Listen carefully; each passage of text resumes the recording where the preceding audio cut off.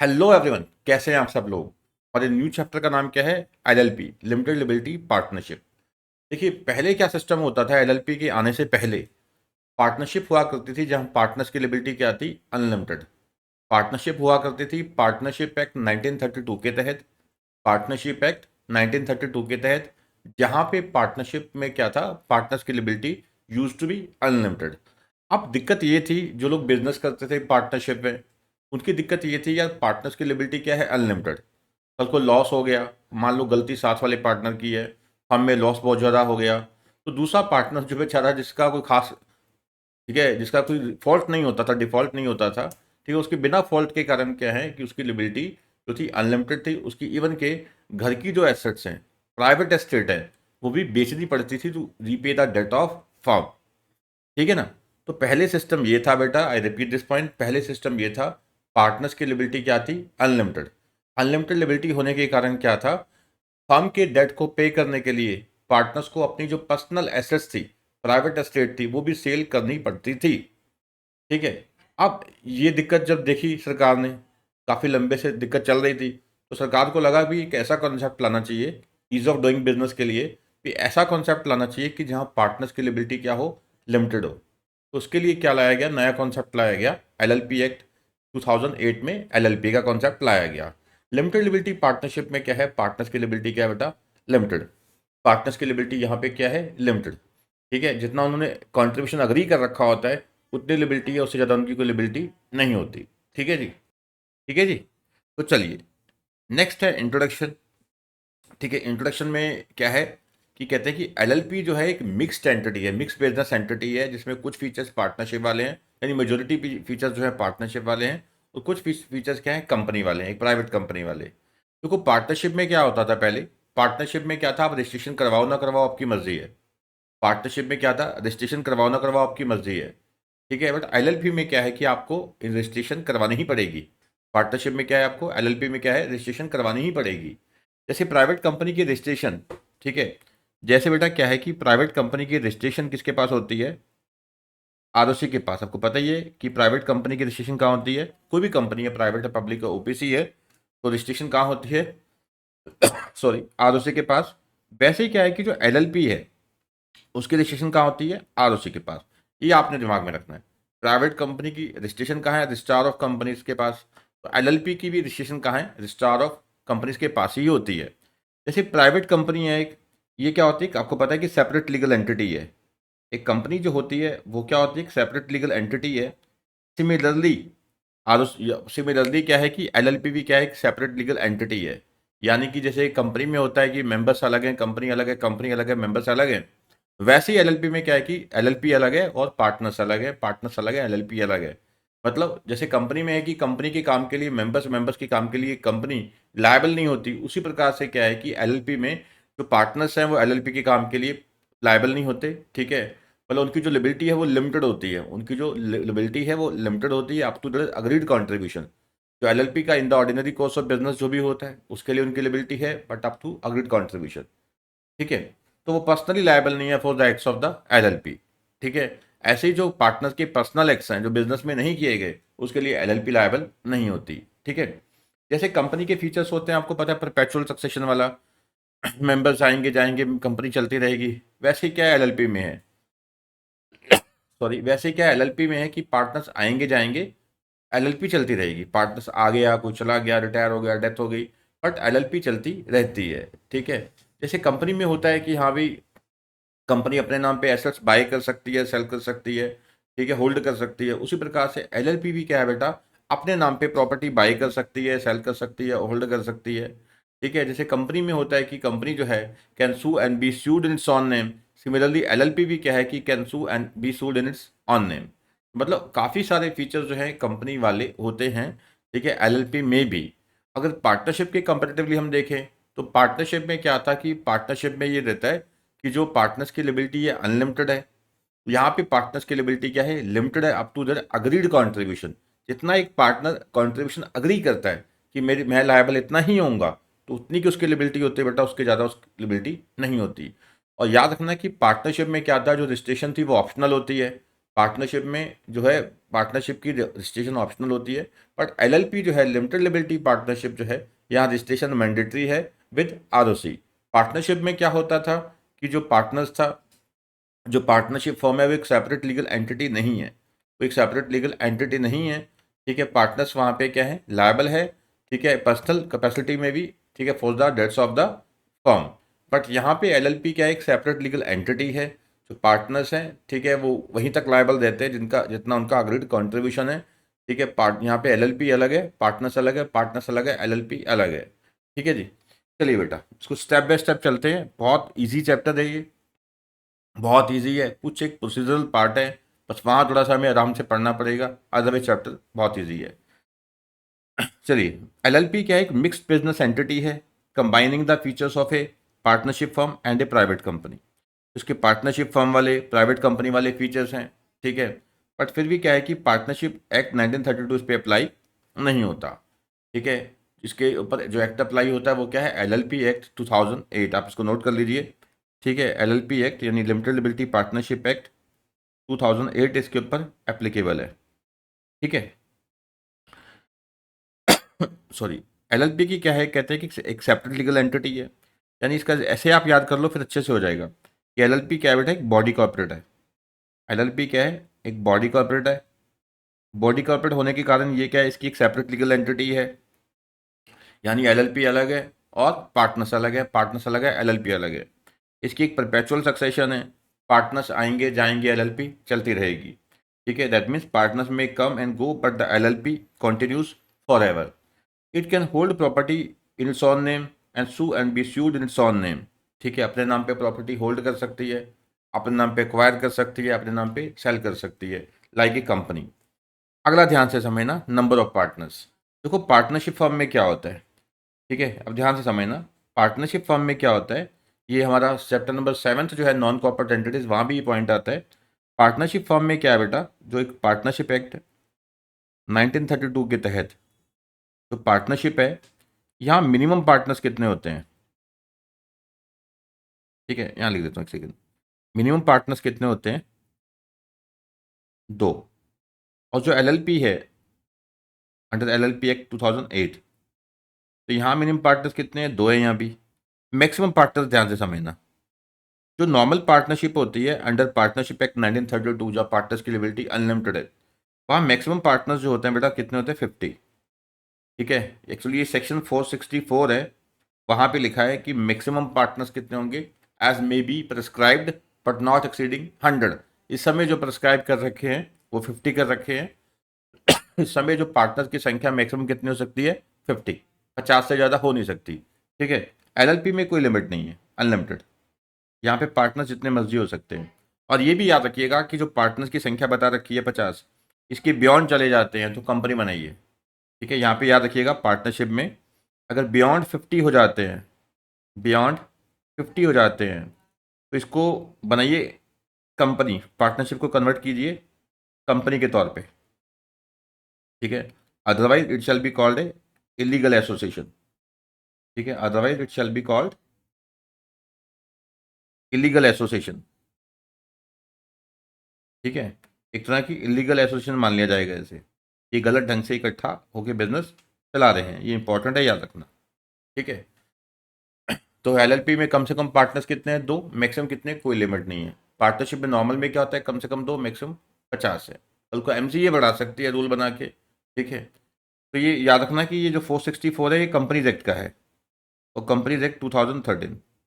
ठीक है, चलिए बेटा, तो यहाँ पे कहते हैं कि जो पार्टनर्स हैं वो कम से कम कितने चाहिए, 2, और मैक्सिमम कितने, कोई लिमिट नहीं है। नेक्स्ट यहाँ पे एक नया कॉन्सेप्ट है बेटा, डीपी का, डेजिग्नेटेड पार्टनर्स का, मैं इसको शॉर्ट में डीपी बोल दूंगा, आप समझ जाना। ठीक है, डेजिग्नेटेड पार्टनर्स। देखो नॉर्मल जो पार्टनरशिप होती है वहाँ पे कम से कम 2 पार्टनर चाहिए, मैक्सिमम 50 है। यहाँ भी कम से कम 2 चाहिए, बट कहते हैं कि कम से कम 2 डीपी होने चाहिए। ठीक है, डेजिग्नेटेड पार्टनर में डीपी बोलूंगा। ठीक है, कम से कम 2 डीपी चाहिए, कम से कम 2 डीपी होने चाहिए। सर अगर मान लो पार्टनरशिप 2 हैं तो फिर दोनों के दोनों डीपी हो जाएंगे। डीपी वाला कॉन्सेप्ट इंपॉर्टेंट है, काफ़ी ज़्यादा एग्जाम में पूछने के चांसेस रहते हैं इसके। ठीक है, every LLP shall have minimum 2 DPs who are individuals and at least one of them is resident in India. कम से कम 2 डीपी चाहिए, उसमें से कम एक क्या होना चाहिए, रेजिडेंट इन इंडिया होना चाहिए। और साथ में ये कहते हैं कि जो डीपी होगा वो क्या होगा, इंडिविजुअल्स होंगे। अगर मान लो एलएलपी के सारे पार्टनर्स कि क्या है, बॉडी कॉर्पोरेट है, कोई भी कंपनी या एलएलपी पार्टनर बन सकती है एलएलपी में। अब मान लीजिए एलएलपी के पार्टनर्स ही क्या है, बॉडीज कॉर्पोरेट है, तो जो कम से कम 2 बॉडी कॉर्पोरेट अपने अपने 2 इंडिविजुअल्स को नॉमिनेट कर देंगी। जैसे एक्स लिमिटेड वाई लिमिटेड ने, एक एक्स लिमिटेड ने नॉमिनेट कर दिया इंडिविजुअल को, मिस्टर ए को, वाई लिमिटेड ने नॉमिनेट किया मिस्टर बी को। तो वो 2 जो इंडिविजुअल्स हैं उन्हें नॉमिनेट कर दिया गया एज ए डीपी, तो डीपी का काम संभालेंगे। ठीक है, एज ए डीपी वर्क करेंगे इन द पार्टनरशिप फर्म। ठीक है जी। If all the partners in the LLPs are bodies corporate, easy है, इंपॉर्टेंट है, याद रखिएगा। Then at least 2 bodies corporate shall nominate the respective individuals as DPs, याद रखना। ठीक है, तो जहां पे कहते हैं कि सारे के सारे पार्टनर्स क्या हैं, बॉडीज कॉर्पोरेट है, जब सारे के सारे पार्टनर्स क्या हैं, बॉडीज कॉर्पोरेट है, तो कम से कम 2 बॉडीज कॉर्पोरेट क्या करेंगी, नॉमिनेट करेंगे अपने रिस्पेक्टिव इंडिविजुअल्स को जो वर्क करेंगे एज डीपी। डीपी का काम क्या है सर, यहाँ पे डीपी बेटा कंप्लाइंसेस के लिए होता है। जितनी भी रिस्पॉन्सिबिलिटीज हैं कंप्लाइंसेस की एलएलपी में, वो सारी रिस्पॉन्सिबिलिटी किसकी है, डीपी की है। जैसे कि एनुअल रिटर्न फाइल करनी है, एनुअल ऑडिट करवाना है, statement of account and solvency file करना है। ठीक है, इंटीमेशन देने होते हैं आरओसी को, कोई पार्टनर नया आ गया, कोई चला गया। तो जो कंप्लाइंसेज है, लीगल कंप्लाइंसेज हैं, उसकी रिस्पॉन्सिबिलिटी किसके सर पे है, डीपी के सर पे है। ठीक है जी। चलिए बेटा, डीपीज जो है वो अपनी कंसेंट फाइल करेंगे आरओसी के पास जब उनकी अपॉइंटमेंट होगी एसडीपी उसके 30 दिन के अंदर। रेलेवेंट है, याद रखिएगा। ठीक है, जैसे ही अपॉइंटमेंट होती है एक पार्टनर की एज अ डीपी, तो उसे क्या है कि इंटीमेट करना है आरओसी को कि हाँ मैं कहूँ डीपी हूँ, that they are willing to act as the DPs. ठीक है, क्योंकि देखो एक्ट एज डीपीज करने से क्या फर्क पड़ जाएगा भैया, कल को रिस्पॉन्सिबिलिटीज हैं, पेनल्टीज हैं, फाइन है, इसके सर पे ही लगनी है। ठीक है, DP shall be answerable for doing all the acts which are required to be done on behalf of LLP as per the LLP act. तो एलएलपी एक्ट के तहत एलएलपी के ऊपर जो भी कंप्लाइंसेस की रिस्पॉन्सिबिलिटीज हैं, ऑब्लिगेशंस हैं, वो सारी किसके सिर पे हैं, ठीक है, वो सारी हैं डीपी के सर पे। ठीक है ना, डीपी जो है रिस्पॉन्सिबल रहता है जितने भी पेनल्टीज लगेंगी which are impose on LLP under this act. ठीक है, तो पेनल्टीज वगैरह किसके सर पे लगनी है, डीपी के सर पे लगनी है। ठीक है, आपको डीपी का कॉन्सेप्ट समझ आया कि एटलीस्ट 2 डीपी होने चाहिए। ठीक है, उसमें से एक क्या होगा बेटा, रेजिडेंट इन इंडिया होगा। उसमें से एक क्या होगा, कम से कम रेजिडेंट इन इंडिया होगा। उसमें से एक क्या होगा, रेजिडेंट इन इंडिया होगा। और अगर मान लीजिए दोनों के दोनों ही क्या है, बॉडी कॉर्पोरेट है, जितने भी पार्टनर्स हैं सारे के सारे क्या हैं, बॉडीज कॉर्पोरेट है, जितने भी पार्टनर्स क्या हैं सारे के सारे बॉडीज कॉर्पोरेट है, तो कम से कम इन्हें 2 इंडिविजुअल्स को नॉमिनेट करना पड़ेगा। कम से कम इन्हें 2 इंडिविजुअल्स को नॉमिनेट करना पड़ेगा तो एस डी पी वर्क करेंगे, जो एस डी पी वर्क करेंगे, जो एस डी पी क्या है, वर्क करेंगे। ठीक है, अब ये हमने हो गया, हाँ एक रेजिडेंट होगा। अब इसकी रिस्पॉन्सिबिलिटी क्या है डीपी की, जितने भी ये कंप्लाइंसेज हैं, जितने भी क्या हैं कंप्लाइंसेज हैं, रिस्पॉन्सिबिलिटीज़ हैं, ठीक है, जो एलएलपी को परफॉर्म करनी है, वो सारी किसके सर पे होती है बेटा, डीपी के सर पे होती हैं। वो सारी किसके सर पे हैं, डीपी के सर पे होती हैं। ठीक है जी। फिर कहते हैं कि फीचर्स क्या है। अब देखो जो फीचर्स मैंने आपको बातों बातों में समझा दिए वही सारे फीचर्स हैं। ठीक है, सैलेंट फीचर्स ऑफ एलएलपी जो है, पहला बॉडी कॉर्पोरेट एक सेपरेट लीगल एंटिटी है। ठीक है, यानी कि एलएलपी अलग है और पार्टनर्स अलग है। एलएलपी जो है वो, ठीक है, पार्टनर्स के कामों के लिए, और पार्टनर्स जो है एलएलपी के कामों के लिए लायबल नहीं होते। ठीक है, तो यहाँ पे क्या है कि जो पार्टनर्स हैं, तो इन the ordinary course of business जो एलएलपी कर रही है, ठीक है, उसके लिए वो लायबल है, but up to the agreed contribution in the ordinary course of business.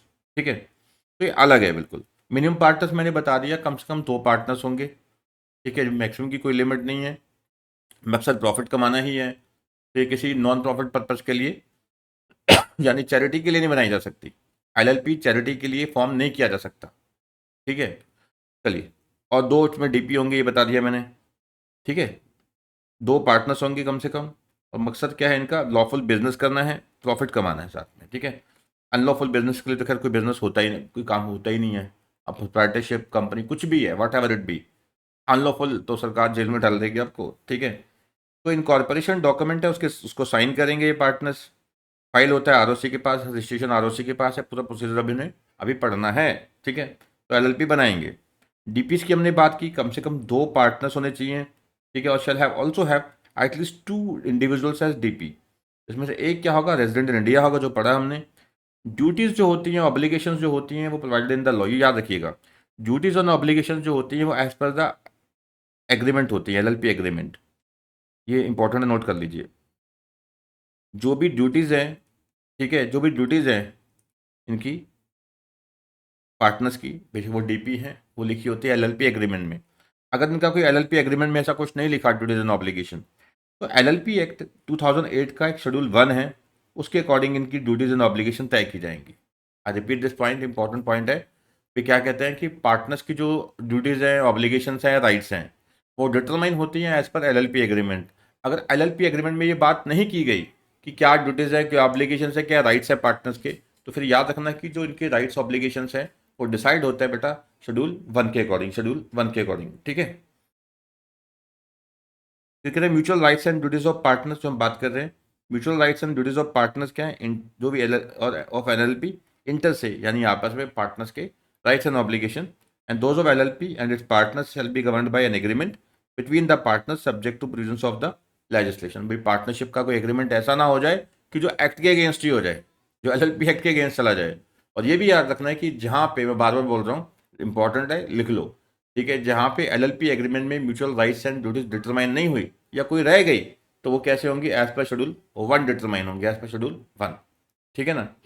चलिए नेक्स्ट क्या है, परपेचुअल सक्सेशन है। मैंने बता ही दिया कि पार्टनर्स आएंगे जाएंगे, एलएलपी चलती रहेगी, पार्टनर्स आएंगे जाएंगे और एलएलपी चलती रहेगी, ठीक है। तो पार्टनर्स के आने जाने से जो एलएलपी की जो कॉन्टिन्यूटी है, पार्टनर के आने जाने से जो एलएलपी की कॉन्टिन्यूटी है वो अफेक्ट नहीं होती, ठीक है। नेक्स्ट है बेटा flexibility to devise LLP agreement. तो लग रहा होगा थोड़ा फास्ट करा रहे हैं, कोई दिक्कत नहीं है। आगे जाके क्या है कि इजी इजी पॉइंट्स हैं, आगे जाके जैसे टिपिकल पॉइंट्स आएंगे वहाँ पूरा अच्छे से करना ही पड़ेगा हमें, ठीक है। नेक्स्ट है flexibility to devise LLP agreement.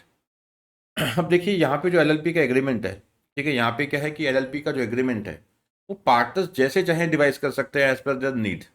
पर ध्यान ये रखना है कि ऑब्वियसली एक्ट के अगेंस्ट नहीं होना चाहिए, कि कहीं आप एलएलपी एक्ट के अगेंस्ट ही कुछ ऐसा लिख दो, ठीक है, जो आपका जो एग्रीमेंट है that must not be against the provisions of the LLP Act 2008, याद रखना। There would be flexibility to devise the agreement as per the choice of the partners.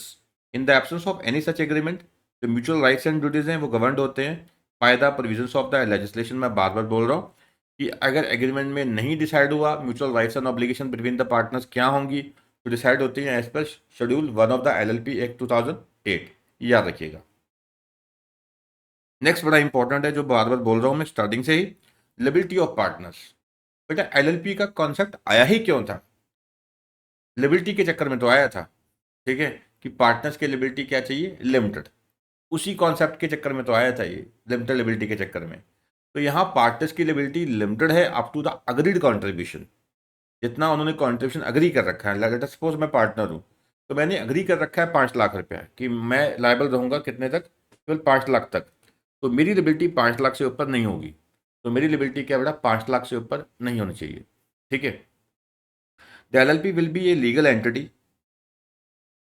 liable to full extent of its assets with the liability of the partners being limited to their agreed contribution, ठीक है। ये एक legal entity है LLP, ठीक है, और जो liability क्या होगी, being limited to the agreed contribution in the LLP which may be tangible और इंटेंजिबल इन नेचर और बोथ टेंजिबल और इंटेंजिबल इन नेचर, ठीक है। जो भी है एक अग्रीड कंट्रीब्यूशन हो जाएगा। मान लो मैंने कहा कि मेरी लिबिलिटी मैक्सिमम कितनी है, 5 लाख, तो मेरी लिबिलिटी कितनी, सॉरी 5 लाख। तो मेरा जो टेंजिबल कंट्रीब्यूशन है, इस समय मैंने मान लीजिए अपनी एक प्रॉपर्टी 3 लाख रुपए की फॉर्म में डाल रखी है, तो मैंने कैश भी दे रखा है 50,000, तो 3.5 लाख तो मेरा जा ही चुका ऑलरेडी, ठीक है।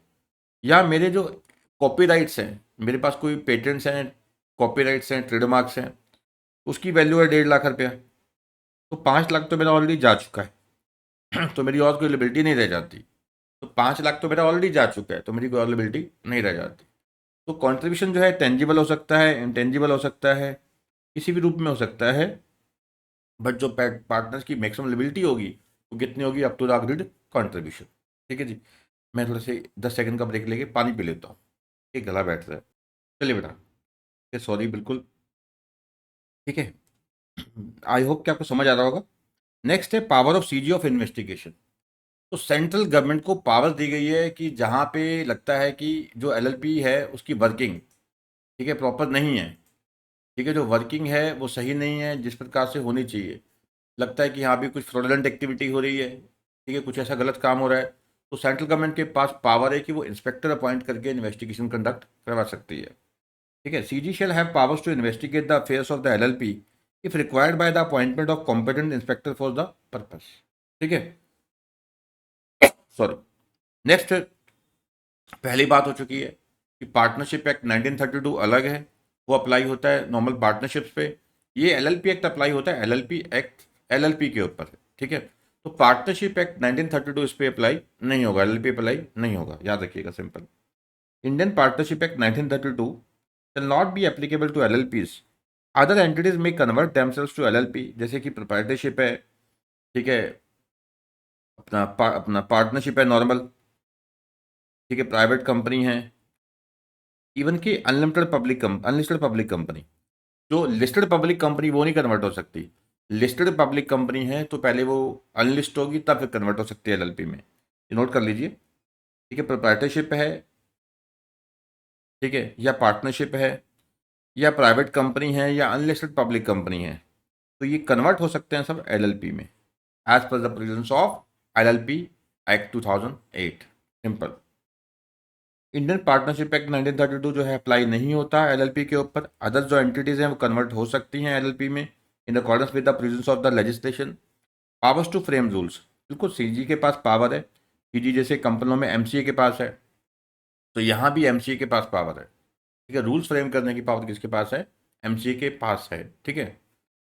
देखो ऐसा होता है ना, जैसे फॉर्म नंबर क्या होगा, ठीक है, जैसे प्रोसीजरल जो भी पार्ट्स होते हैं, फॉर्म नंबर क्या होगा, कहाँ फाइल होगा, ये चीज़ें क्या होती है, प्रोसीजरल पार्ट्स होते हैं।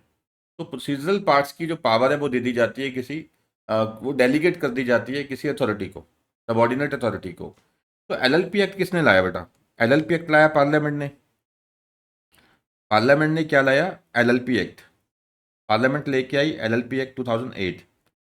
अब पार्लियामेंट के पास हर चीज़ के लिए टाइम नहीं है, तो जो प्रोसीजरल पार्ट है वो किसी सबॉर्डिनेट अथॉरिटी को, यहाँ आप सबॉर्डिनेट अथॉरिटी कौन सी? एमसीए।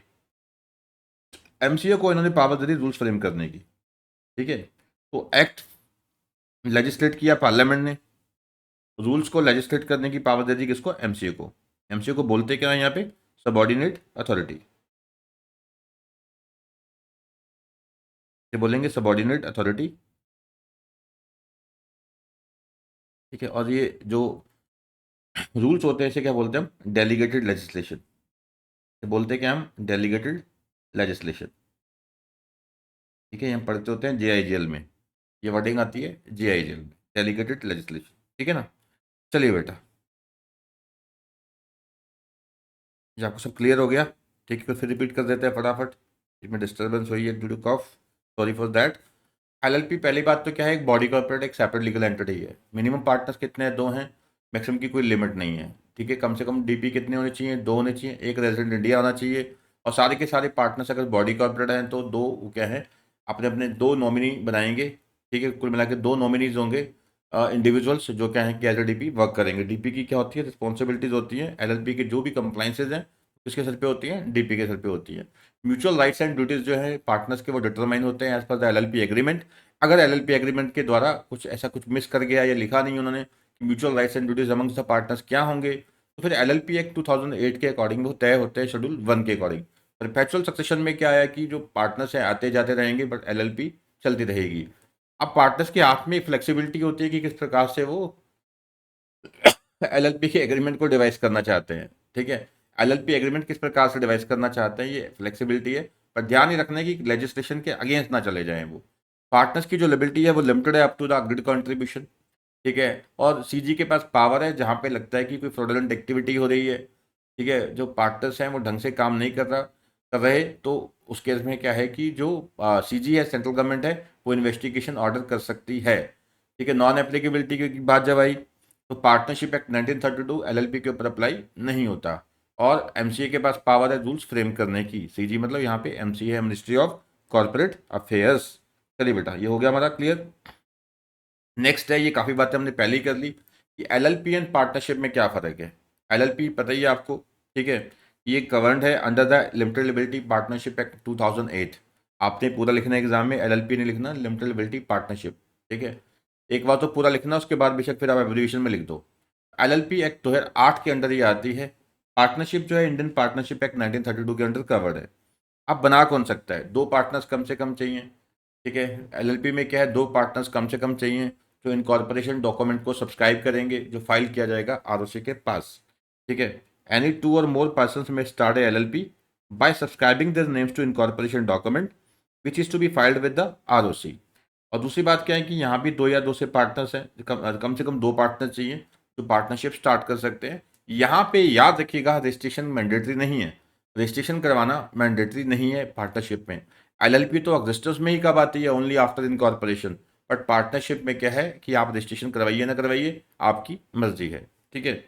फॉर्म ऑफ नेम, ठीक है। अब नाम किस प्रकार से होता है, कहते हैं कि देखो एलएलपी में क्या होता है कि जो पार्टनरशिप का नेम है ये अप्रूव होना चाहिए आरओसी के पास। आरओसी को पहले अप्लाई करना पड़ता है नाम के लिए, ठीक है। आरओसी उसका नाम जो है अप्रूव करती है। और याद रखिएगा लास्ट वर्ड जो होते हैं वो क्या होते हैं, एलएलपी यूज होता है। एलएलपी एक्रोनिम यूज कर सकते हो या पूरा वर्ड्स लिमिटेड लिबिलिटी पार्टनरशिप, जैसे X Y Z LLP, X Y Z limited liability partnership. तो ऐसा कुछ मैंडेटरी नहीं है नेम में, ठीक है। जैसे अब एंड कंपनी यूज़ कर लेते हैं हम, एंड एसोसिएट यूज़ कर लिया, ठीक है। तो एबीसी ट्रेडर यूज़ कर लिया, तो ऐसा कुछ भी नहीं है यहाँ पे। चार्टर, चार्टर मतलब जो मेन डॉक्यूमेंट है, जैसे कंपनी में क्या होता है, मेमोरेंडम एंड आर्टिकल्स क्या होते हैं, चार्टर डॉक्यूमेंट्स होते हैं, ठीक है। एलएलपी में जो इनका जो एग्रीमेंट है, ठीक है, एग्रीमेंट है या शेड्यूल 1 है, ठीक है, उसे क्या बोलते हैं, चार्टर, ठीक है। जैसे चार्टर क्या होता है, जिसके द्वारा राइट्स एंड रिस्पॉन्सिबिलिटीज पार्टनर्स की तय होती हैं, तो एलएलपी एग्रीमेंट के अकॉर्डिंग होंगी या फिर शेड्यूल 1 के अकॉर्डिंग, जो जहाँ पे एलएलपी एग्रीमेंट क्लियर नहीं कर रहा तो शेड्यूल 1 के अकॉर्डिंग, ठीक है। और यहाँ पे क्या है, पार्टनरशिप डीड के अकॉर्डिंग, और पार्टनरशिप डीड भी यहाँ पे मैंडेटरी नहीं है, ठीक है। अब कहते हैं अगर आप ऑल्ट्रेशन करना चाहते हैं, ठीक है, ऑल्ट्रेशन करना चाहते हैं चार्टर में कर सकते हैं एज पर द शेड्यूल या as per the LLP agreement. यहाँ पे क्या है कि अगर आपको चेंज करना है पार्टनरशिप एग्रीमेंट में तो कर सकते हैं with the consent of all partners. अगर आप पार्टनरशिप एग्रीमेंट बदलना चाहते हैं तो with the consent of all partners आप बदल सकते हैं। एलएलपी आपको पता ही है कि एक सेपरेट लीगल एंटिटी है, ठीक है, बिल्कुल इसका लीगल स्टेटस है, एक सेपरेट स्टेटस है। एलएलपी अलग है, पार्टनर्स अलग है, पार्टनर्स अलग है, एलएलपी अलग है, बट यहाँ पे ऐसा नहीं है। पार्टनरशिप फर्म क्या है कि being a sum total of individuals do not acquire a legal personality, ठीक है। तो यहाँ पे क्या है कि फर्म ही पार्टनर्स है, पार्टनरशिप फर्म है, सेपरेट लीगल एंटिटी नहीं है। रजिस्ट्रेशन की हम बात कर चुके हैं। रजिस्ट्रेशन जो है वो मैंडेटरी है एलएलपी की, बट यहाँ पे ऑप्शनल है, करवाओ ना करवाओ, बट इसकी कुछ कॉन्सिक्वेंसेज होते हैं, तो हमने पढ़ने हैं चैप्टर नंबर 7 में चार्टर डॉक्यूमेंट्स में, ठीक है, जो आपका नॉन कॉर्पोरेट एंटिटीज में। एजेंसी, पार्टनरशिप में क्या होता है बेटा, यहाँ पे हर एक पार्टनर दूसरे पार्टनर्स का एजेंट भी है एज वेल एज प्रिंसिपल भी है। यानी एक पार्टनर कुछ करता है तो बाकी के पार्टनर्स भी सारे लायबल हो जाते हैं। लेट अस सपोज 3 पार्टनर है, मैं पार्टनर हूँ, आप पार्टनर, एक पार्टनर और है। मैंने कुछ किया, नुकसान हुआ फर्म को, तो सारे पार्टनर्स लायबल है, ठीक है, सारे पार्टनर्स लायबल है। यानी each partner is an agent as well as principal of the other partners. But LLP में पार्टनर केवल एलएलपी का एजेंट है और किसी का नहीं है।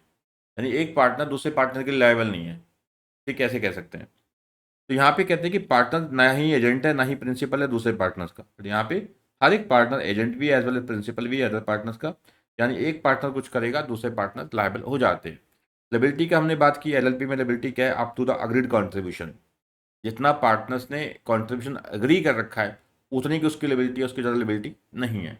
बट यहाँ पे पार्टनर्स की लिबिलिटी तो क्या है, अनलिमिटेड है भाई। उनके इवन जो पर्सनल एसेट्स हैं, जो पर्सनल एस्टेट है, प्राइवेट एसेट्स हैं, वो भी लायबल होती हैं for the debts of the firm, ठीक है। आई होप आपको समझ आ गया होगा, ठीक है। इसको एक बार फिर रिवाइज कर लेते हैं। पार्टनरशिप की बात हो रही है, ठीक है, एलएलपी की बात होती है। तो यहाँ पे क्या है, पार्टनरशिप एक्ट 1932 है, ठीक है।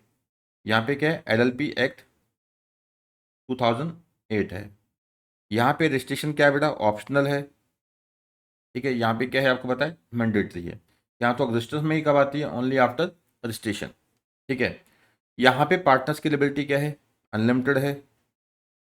और यहाँ पे पार्टनर्स की लिबिलिटी क्या है, लिमिटेड है टू द अग्रीड कॉन्ट्रीब्यूशन, ठीक है। यहाँ लिमिटेड है टू द अग्रीड कॉन्ट्रीब्यूशन, यहाँ पार्टनर्स की लिबिलिटी क्या है, अनलिमिटेड है। और यहाँ पे क्या है कि पार्टनरशिप जो है एक सेपरेट लीगल एंटिटी नहीं है। अब सेपरेट लीगल एंटिटी नहीं है तो कोई परपेचुअल सक्सेशन भी नहीं है, ठीक है ना। तो यहाँ पे क्या है, not a separate legal entity, ठीक है। तो यहाँ पे क्या एक सेपरेट लीगल एंटिटी है, ये क्या है, एक सेपरेट लीगल, ठीक है जी। तो आप इस तरीके से आपने याद रखना है। और यहाँ पे पार्टनर्स क्या है, दो हैं कम से कम, ठीक है। और यहाँ पे एक चीज़ याद रखना, हाँ रजिस्ट्रेशन जो है ये लिख दिया मैंने सर, ठीक है। और यहाँ पे क्या है कि पार्टनर्स होते हैं, ठीक है। यहाँ पे पार्टनर्स तो हैं ही हैं दो कम से कम, और दो कम से कम क्या है, डीपी होने चाहिए। हो सकता है कि दो पार्टनर है, दोनों ही डीपी हैं, ठीक है जी। तो इस तरीके से आपको याद रखना है, बिल्कुल सिंपल है बताइए। नेक्स्ट चलते हैं कि अब कंपैरिजन करते हैं एलएलपी का प्राइवेट कंपनी के साथ, जैसे मर्जी कर लो, ठीक है। अब देखो एलएलपी जो है, अगर कंपैरिजन करना है आपको, सिमिलरिटी तो बहुत है कंपनी के साथ, ठीक है। जैसे कंपनी के रजिस्ट्रेशन मैंडेटरी है, ठीक है, एलएलपी की मैंडेटरी है। और जो जैसे कंपनी जो है सेपरेट लीगल एंटिटी है, एलएलपी भी सेपरेट लीगल एंटिटी है। मेंबर्स की लिबिलिटी लिमिटेड होती है, पार्टनर्स की भी लिबिलिटी लिमिटेड है। कंपनी परपेचुअल सक्सेशन होते हैं, यहाँ भी है, एलएलपी में भी है, ठीक है। तो अगर हम कंपैरिजन करें यहाँ पे प्राइवेट कंपनी के साथ, तो मेजर देखिए क्या है, एलएलपी और कंपनी में, ठीक है। तो कंपनी में क्या होता है, डायरेक्टर्स होते हैं, अगर ऐसे ही आपको याद रखना है, ठीक है। डायरेक्टर्स होते हैं, यहाँ जो मैनेजमेंट किसके हाथ में होती है, पार्टनर्स के हाथ में, डीपीज के हाथ में। कंपनी आपको पता है कि शेयर्स इशू कर सकती है, डिबेंचर इशू कर सकती है, बट यहाँ पे ऐसा नहीं है, ठीक है। नो शेयर्स नो डिबेंचर्स, ठीक है। तो यहाँ पे आपको पता है कि जो चार्टर डॉक्यूमेंट्स होते हैं वो क्या होते हैं कंपनी के, मेमोरेंडम एंड आर्टिकल्स। यहाँ पे क्या होते हैं, पार्टनरशिप एग्रीमेंट, जो एलएलपी एग्रीमेंट है, ठीक है। उसमें कुछ नहीं है राइट्स एंड ऑब्लिगेशन, तो फिर शेड्यूल 1 हो जाता है, शेड्यूल 1, ठीक है, इस तरीके से, ठीक है। और एलएलपी में जो एक्ट अप्लाई होता है वो कौन सा होता है, एलएलपी एक्ट 2008। और कंपनी में कौन सा अप्लाई होता है, आपको पता ही है, कंपनीज एक्ट 2013। तो इस तरीके से आप याद कर सकते हैं, जो मर्जी बना के लिख दो, रट्टा लगाने की कोई जरूरत नहीं है, सिंपल टॉपिक से,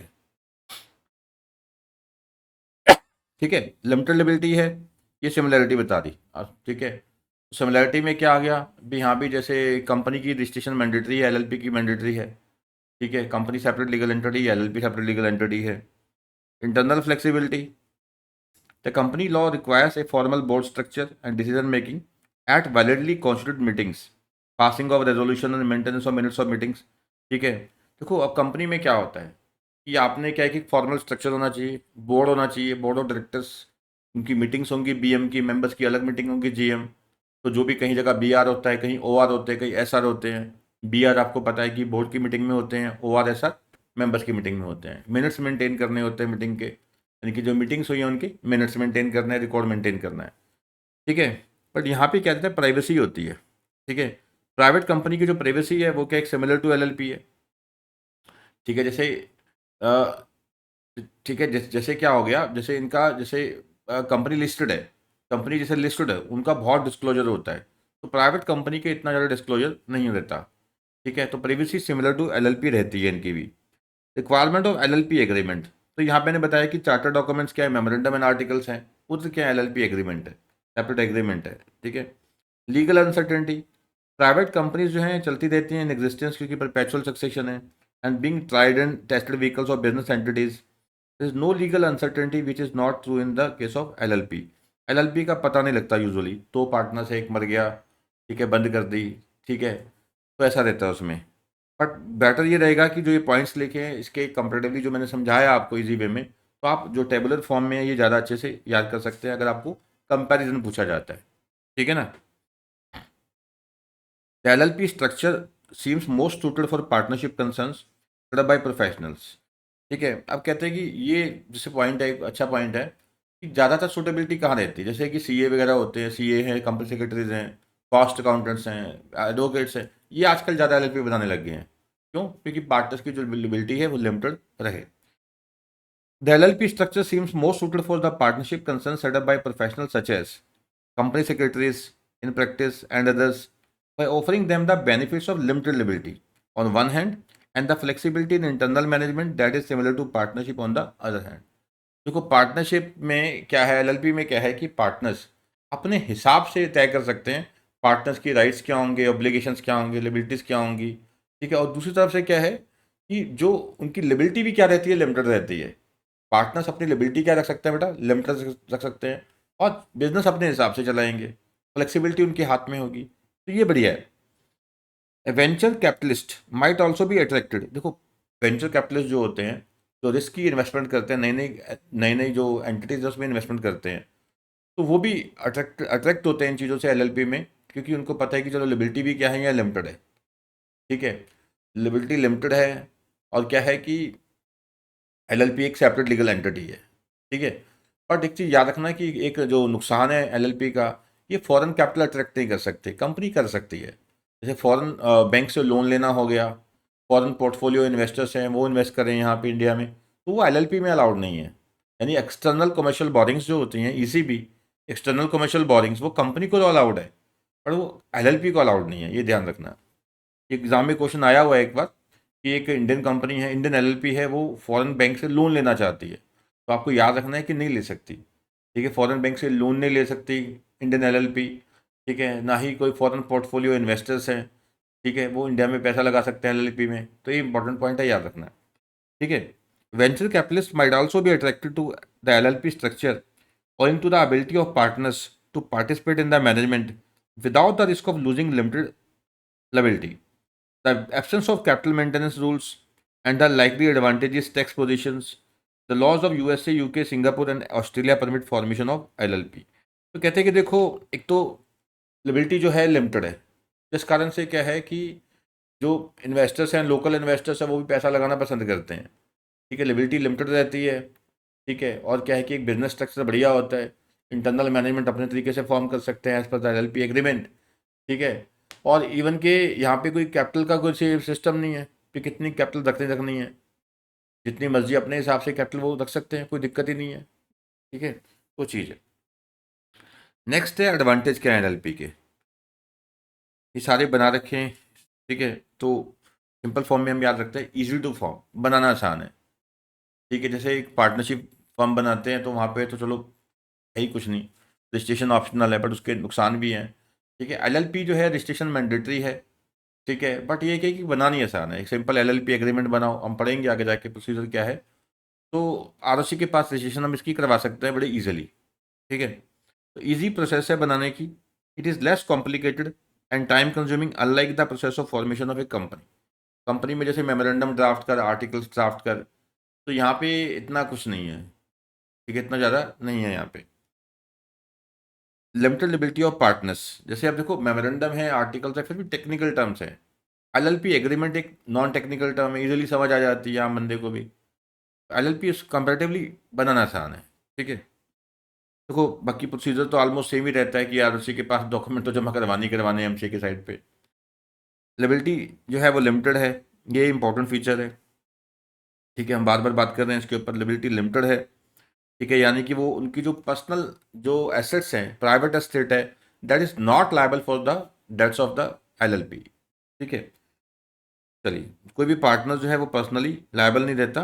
और हाँ, ये ध्यान रखना है कि अगर एक पार्टनर मिसकंडक्ट करता है, अगर एक पार्टनर मिसकंडक्ट करता है, गलत काम करता है, फ्रॉडुलेंट काम करता है, उस केस में उसकी लिबिलिटी अनलिमिटेड हो जाती है, बाकी पार्टनर उसके लिए लायबल नहीं रहते।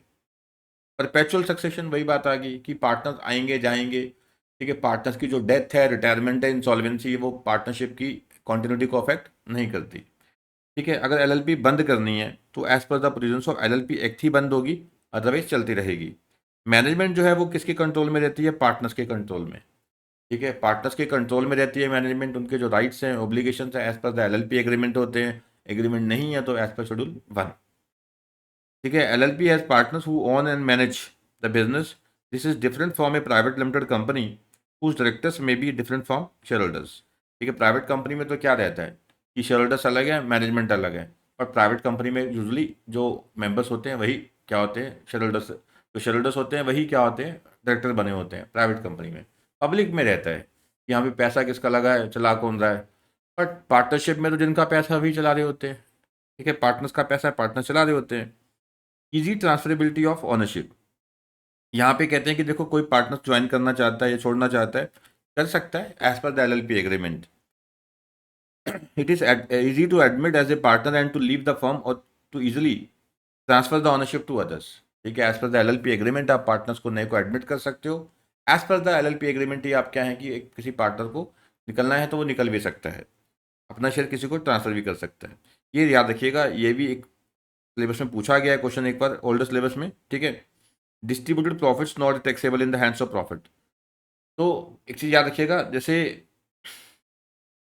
अब एलएलपी है, इसने 10 लाख कमाया, 10 लाख के ऊपर क्या लग गया, टैक्स लग गया। टैक्स लगता है जैसे पार्टनरशिप पे लगता है, जैसे पार्टनरशिप का जो रेट होता है टैक्स, रेट ऑफ टैक्स है, वैसे ही एलएलपी होता है। चलो टैक्स दे दिया, अब मान लो इनका टैक्स निकल गया 3 लाख है, सपोज 3 लाख निकल गया, 7 लाख बचा, दो पार्टनर थे एक्स वाई, 3.5 लाख ये ले गया, 3.5 लाख ये रह गया। अब भैया 10 लाख के ऊपर पहले टैक्स लग गया है, 3 लाख सरकार लेगी है, आप क्या इसके ऊपर दोबारा टैक्स लगाओगे? ऑब्वियसली नो टैक्स, कोई टैक्स नहीं लगेगा। और ना ही कोई डिविडेंड डिस्ट्रीब्यूशन टैक्स है कि हमने ये डिस्ट्रीब्यूट किया है प्रॉफिट, इसके ऊपर टैक्स लगा दें। तो बस एक बार एलएलपी ने टैक्स दे दिया है जो इनकम है, ठीक है। अब ये जो बचा हुआ जो प्रॉफिट है ये डिस्ट्रीब्यूट होगा पार्टनर्स के बीच में, इसके ऊपर कोई इनकम टैक्स नहीं लगेगा, किसी प्रकार का डिविडेंड डिस्ट्रीब्यूशन टैक्स नहीं लगेगा। ठीक है ना। चलिए बेटा, एलएलपी जो है not subject to dividend distribution tax. ठीक है, डिस्ट्रीब्यूटेड प्रॉफिट जो है in the hands of partners भी टैक्सेबल नहीं होता, रीजन बीइंग कॉमन सेंस, क्योंकि पहले टैक्स लग चुका है।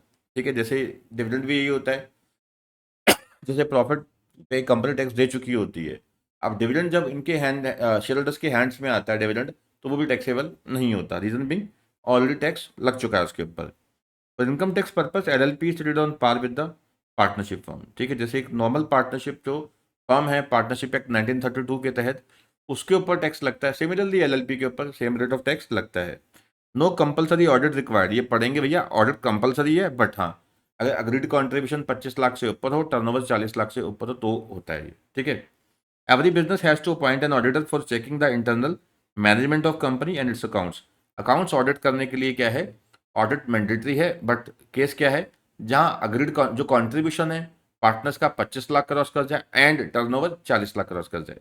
ठीक है, however in the case of LLP there is no mandatory audit required, audit is required only in those cases where turnovers जो है याद रखिएगा 40 लाख क्रॉस कर जाए एंड दोनों कंडीशन इकट्ठी हैं। ठीक है, यहाँ पे टर्नओवर कितनी क्रॉस कर जाती है, 40 लाख, दोनों कंडीशन इकट्ठी, मैं बार बार बोल रहा हूँ। ठीक है, एंड साथ में जो पार्टनर्स का कॉन्ट्रीब्यूशन है वो 25 लाख क्रॉस कर जाए। ठीक है, ये इंपॉर्टेंट है एग्जाम पॉइंट ऑफ व्यू से, ये क्वेश्चन, ये पॉइंट 2-3 बार आगे जाके फिर आएगा, जगह जगह रिपीट होता रहेगा ये वाला पॉइंट, तो याद रखना है। तो ऑडिट कहाँ मैंडेटरी है बेटा, ऑडिट कहाँ मैंडेटरी है, जहाँ टर्नओवर 40 लाख क्रॉस कर जाए, 40 लाख क्रॉस कर जाए एंड कंट्रीब्यूशन 25 लाख क्रॉस कर जाए, तो वहाँ पे ऑडिट क्या है, मैंडेटरी है। ठीक है, करेगा कौन, सीए इन प्रैक्टिस, जो चार्टर अकाउंटेंट इन प्रैक्टिस है वो ऑडिट परफॉर्म करता है। ठीक है, CA in practice audit perform करेगा। चलिए बेटा, नेक्स्ट है fewer compliance requirements. LLP is much easier and cheaper to run than a private limited company. Company की कंप्लायंसेस ज़्यादा हैं भाई, कंपनी की कंप्लायंसेस ऑब्वियसली ज़्यादा हैं। ठीक है, एलएलपी के कंपेरेटिवली तो इसके जो कंप्लायंसेस है कम है। ठीक है, केवल 3 कंप्लायंसेस है, कहते हैं कुल मिला के 3 कंप्लायंसेस हैं इसकी पूरी साल में। ठीक है, प्राइवेट लिमिटेड की तो बहुत सारी कंप्लायंसेस रहती हैं। ठीक है, और उन्हें ऑडिट भी मैंडेटरी होता है, अंडर 139 ऑडिट करवाना ही होता है कंपनीज एक्ट 2013 के तहत। और इसका ऑडिट हमने देख लिया तब करवाना है जहाँ पे टर्नओवर कितनी है, 40 लाख क्रॉस कर जाती है। ठीक है, और जो एंड साथ में एंड कॉन्ट्रीब्यूशन 25 लाख क्रॉस करता है। ठीक है, फ्लेक्सिबिलिटी इन एग्रीमेंट, जैसे आपको सही लगे आप एग्रीमेंट डिवाइस कर लो, कोई कंपल्शन नहीं है कि ऐसे करना है वैसे ही करना है, तो जैसे आपको सही लगे एज पर योर रिक्वायरमेंट्स। ठीक है, आप राइट्स एंड ड्यूटीज डिसाइड कर सकते हैं, पर ध्यान ये रखना होता है कि एक्ट के अगेंस्ट ना चला जाए। ठीक है, आप ऐसा कुछ कर दें कि जो एलएलपी एग्री जो एक्ट के अगेंस्ट ही चला गया तो वो अलाउड नहीं है। ठीक है, जैसे कहते हैं बनाना आसान है, उसी प्रकार से बंद करना भी आसान है as compare to private limited company. बिल्कुल सही बात है, बनाना जैसे ही आसान है एज कम्पेयर टू, देखो ये नहीं कि बिल्कुल ही आसान है, तो कंपैरिजन करके साथ में किसके बताते हैं, प्राइवेट कंपनी। ये कल को प्राइवेट का पब्लिक से कम करेंगे तो कहेंगे जी प्राइवेट आसान है। ठीक है, वो तो है ही है। ठीक है जी, तो ये एडवांटेज थे। अब डिसएडवांटेज भी हैं कुछ, कहते हैं restricted access to capital markets. जैसे देखिए कंपनी है कोई, वो शेयर्स इशू कर सकती है, डिबेंचर इशू कर सकती है, बट यहाँ पे ऐसा है नहीं है। ठीक है, तो एलएलपी बिल्कुल स्मॉल फॉर्म ऑफ बिजनेस जो है वहाँ चलती है and can not get it shares listed in the stock chain to the IPOs. With this restriction LLPs may find it difficult to attract outside investors to buy the shares। ठीक है, जैसे अब company के shares होते हैं तो outsider shares bye कर लेते हैं, भी इतने परसेंट स्टेक बाय कर लिया, तो LLP में ये दिक्कत हो जाती है। ठीक है, LLP में ये दिक्कत होती है कि जैसे स्टॉक एक्सचेंज पे हमारे शेयर्स लिस्ट नहीं हो सकते, IPOs नहीं ला सकते। ठीक है, तो पैसा रेज करने में दिक्कत है। राइट्स ऑफ पार्टनर्स, कहते हैं LLP जो है इस तरीके से स्ट्रक्चर होनी चाहिए, एक partner has more rights than the other, तो it is not one vote per share system, तो some lesser partners may feel compromised. ठीक है, कहते हैं यूजुअली क्या होता है कि पार्टनर्स के, कुछ पार्टनर्स के राइट्स ज़्यादा हो जाते हैं, कुछ के कम हो जाते हैं, बट कंपनीज में बड़ा सही सिस्टम होता है शेयर्स के अकॉर्डिंग, जिसका जितना पैसा लगा उसके उतने राइट्स हैं। ठीक है, वोटिंग होती है जब GM में, तो वन शेयर वन वोट हो जाते हैं। जब वोटिंग बाय पोल होती है, वोटिंग बाय पोल ये लिखा है सेक्शन 47 में ऑफ कंपनीज एक्ट 2013 में। बट LLP में क्या रहता है कि एक पार्टनर का एक ही वोट है, जैसे दो पार्टनर है तो एक पार्टनर का एक वोट, दूसरे पार्टनर का एक वोट है, तीन पार्टनर है तो एक एक वोट है। अब एक बंदे का पैसा बहुत लगा हुआ है उसमें फर्म में, ठीक है, लगा हुआ है उसका 90%, पर वोट उसके पास एक ही है फिर, तो ये दिक्कत रहती है। ठीक है, जिसके पास 10% है वही भी उतना वोट लेके बैठा है। ठीक है, public disclosure of LLP information, LLP को अपनी जो एनुअल रिटर्न है, फाइनेंशियल स्टेटमेंट है, ये फाइल करनी होती है ROC के पास एनुअली, जो पब्लिक डॉक्यूमेंट है। ठीक है, जो कोई भी बंदा नॉमिनल फीस दे के ले सकता है। Once filed with the ROC of LLP and may be inspected by general public including the competitors by paying some fees to the ROC of LLP। जैसे mca.gov.in पे जाइए, ठीक है, जो आपका लिमिटेड लायबिलिटी आइडेंटिफिकेशन नंबर होता है, limited liability partnership identification number है LLPIN, तो उसको आप डाल के निकाल सकते हैं। LLP का नाम लिखिए, वैसे सामने आ जाएगा सब कुछ आपके। Information disclosure can make an entity competitively disadvantaged. Competitors, especially those not required to disclose any documents, can access that information and use it to improve their own business। जैसे हम जानना चाहते हैं कि किसी LLP के क्या लोन चल रहे हैं, आप बड़ी इजीली जान सकते हैं। MCA की साइट पे जाइए, LLP का नाम डालिए, डिटेल निकाल लीजिए भी क्या क्या लोन चल रहे हैं, इनका ऑडिटर कौन है, इनकी फाइनेंशियल पोजीशन क्या है, जो बैलेंस शीट है सब निकलवा सकते हैं। तो जो आपकी एक सीक्रेट एक इन्फॉर्मेशन है, जो आपकी एक, ठीक है, इन्फॉर्मेशन है, आपके जो कॉम्पिटिटर्स हैं जो प्रोप्राइटरशिप में चला रहे हैं, नॉर्मल पार्टनरशिप में चला रहे हैं, तो उनको तो फ़ायदा मिल ही जाएगा इस चीज़ का। ठीक है, limitation in formation of LLP can not be formed by a single person, non resident Indian and a foreign national willing to form LLP must have one person resident in India और to act as DP। अब देखो ये तो बेकार की बात है। ठीक है, अब कहते हैं कि दोनों ही पार्टनर, दोनों ही बंदे बाहर के हैं तो LLP बना सकते, नहीं बना सकते, तो कम से कम एक पर्सन क्या होना चाहिए, इंडिया का होना चाहिए। एक पर्सन क्या होना चाहिए, इंडिया का होना चाहिए, if you want to form LLP। ठीक है, हमने ये था कि एक पार्टनर कम से कम क्या होना चाहिए, रेजिडेंट इन इंडिया। और हमने ये बात की थी कि जैसे बाहर से कैपिटल लानी है तो उसमें दिक्कत है। ठीक है, फर्दर FDI, जैसे लोन लेना है बाहर से, external commercial borings, further FDI in LLP is allowed only through the government route only, यानी परमिशन लेनी पड़ेगी गवर्नमेंट की, तब आप FDI, ठीक है, ले सकते हो। यानी कोई कंपनी बाहर की इन्वेस्ट करना चाहती है यहाँ पे, ठीक है, एक कंपनी जैसे मान लो एक इंडिविजुअल बाहर का है, एक यहाँ का है, ठीक है, तो एक रेजिडेंट इंडिया है, तो दोनों ने मिलकर LLP बना ली। अब बाहर का यहाँ पैसा लगाना चाहता है तो गवर्नमेंट की अप्रूवल चाहिए। ठीक है, ऑटोमेटिक रूट नहीं है, गवर्नमेंट रूट है। ठीक है, दैट टू इन दो sectors only where 100% FDI is allowed under automatic route. तो देखो कंपनी को तो वो 100% अलाउड है अंडर ऑटोमेटिक रूट, कोई परमिशन नहीं चाहिए RBI की। ठीक है, बट यहाँ पे कहते हैं नहीं, आपको तो परमिशन लेनी पड़ेगी। ठीक है, अलाउड भी कौन से केस में है, जहाँ पे 100% अलाउड है अंडर ऑटोमेटिक रूट कंपनी में, तो कंपनी को ऑटोमेटिक रूट है, आपको अप्रूवल रूट लग जाएगा। ठीक है, offences and penalties, LLP Act 2008 provides that for non-compliance on procedural matters such as delay in filing of e-forms, one has to pay default fee for every day for which default continues. Such default fee would be payable at the rate of rupees 100 per day after the expiry of date of filing up to period of 300 days. The offence can result in either through payment of fine or through payment of fine as well as imprisonment of the fault। तो देखो आप violation करोगे fine तो लगेगा लगेगा। कहते हैं कि अगर आप डॉक्यूमेंट वगैरह फाइल करना नहीं फाइल करते, 100 रुपये पर डे फाइन लगता जाएगा, और 300 दिन तक लगेगा। ठीक है, 300 पर डेज, 300 डेज तक। ठीक है, यानी कि कितना हो गया, 30,000 रुपये हो गया, 30, ठीक है, 30,000 हो गया। अब कहते हैं कि देखो अब इसमें हो सकता है कि 300 दिन से ऊपर चला गया तो फाइन लगा के छोड़ दें, या फाइन के साथ जेल में भी ठोक दें आपको, दोनों चीज़ें हो सकती हैं। Exit option are not easy for LLPs in default of filings. कहते हैं देखो जब तक आपने कोई डिफॉल्ट कर रखा है, डिफॉल्ट का निपटारा नहीं होता, तो आप बिजनेस शट डाउन नहीं कर सकते, वाइंड अप नहीं कर सकते। ठीक है। LLP who has defaulted in filing statement of accounts and annual returns with ROC of LLP is willing to shut down its operation and wind up will have to make it default good first। पहले अपने default को सही करिए, पहले अपने default को सही करिए, तब जाके आप बंद कर सकते हैं। जो भी नेसेसरी ई फॉर्म से फाइल कीजिए विद लेट फीस जो बनती है, उसके बाद ही आप क्या है LLP को शट डाउन कर सकते हैं। This provision is making LLP an unattractive form of business.